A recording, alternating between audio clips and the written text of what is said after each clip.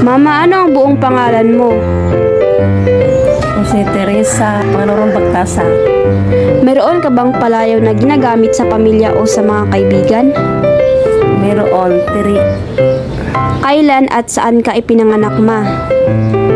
Noong October 15, 1982, Ginaghoban, Pular, Bohol. Maaari mo bang ikwento ang mga alaala mo noong iyong kabataan? Nag-eskwela sa gamay pa mi. Layo kayo ang atuhan, eskwelahan. Na mahapit pa mi og pamuwak og sa mangga para ipahilo papel. Nya layo ko yung mga mangligo. Asa mi ato pa dulong basta kay manay atuhan na mo. Ano ang pangalan ng iyong mga magulang at ano ang kanilang mga hanap buhay? Kulang ko si Silveria Usio, Leonardo Panganoron. Hanap buhay ng magulang ko, magkasaka lang, nanay ko, housewife lang. Mayroon ka bang mga kapatid, ma? Ano ang mga alaala mo kasama sila? Mayroon akong mga kapatid. Tapos yung mga alaala namin, nagbanding kami, minsan kami mamasyal, kung kahit saan-saan. Saan ka nag-aral noong elementarya, high school at kolehiyo? Sa Pilar, Bohol. Grade 5 lang. Anong mga paborito mong asignatura at bakit? Filipino ang paborito kong subject. Ano ang mga pangarap at ambisyon mo noong bata ka pa? Yung ambition ko nung bata pa ako, maging isang teacher. Paano mo nakilala si Papa? Paano nagsimula ang inyong pagmamahalan? Nakilala ko siya noong nakaraang taon. Ngami. Tapos yun, nakilala ko siya. Hanggang sa nagsama kami. Nagmamahalan. Ano ang mga unang trabaho mo? Ano ang mga karanasan mo doon?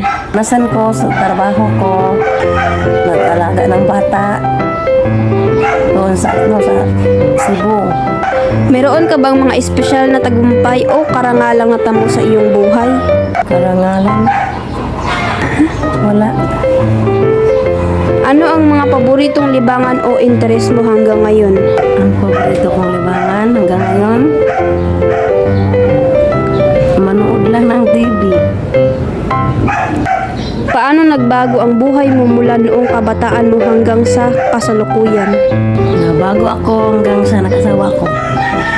Ano ang mga mahalagang aral na natutunan mo mula sa iyong mga karanasan? Yun natutunan ko yung naloko ako.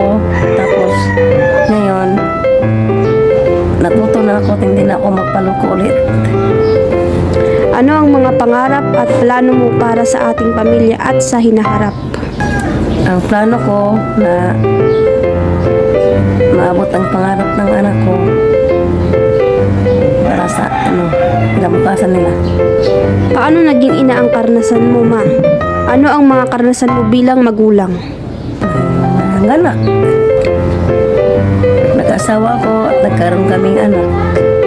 Ano ang mga paboritong alaala mo kasama kaming pamilya? Ang paborito ko alaala noong nagmasyal kaming mag-anak sa lugar na paborito namin. Ano ang pinaka natatanim sa iyong isip na karanasan na nagpapakita ng iyong katatagan at lakas? Yung karanasan ko nung may nga trahedyang dumating sa buhay ko. Halimbawa, nasunugan kami noon.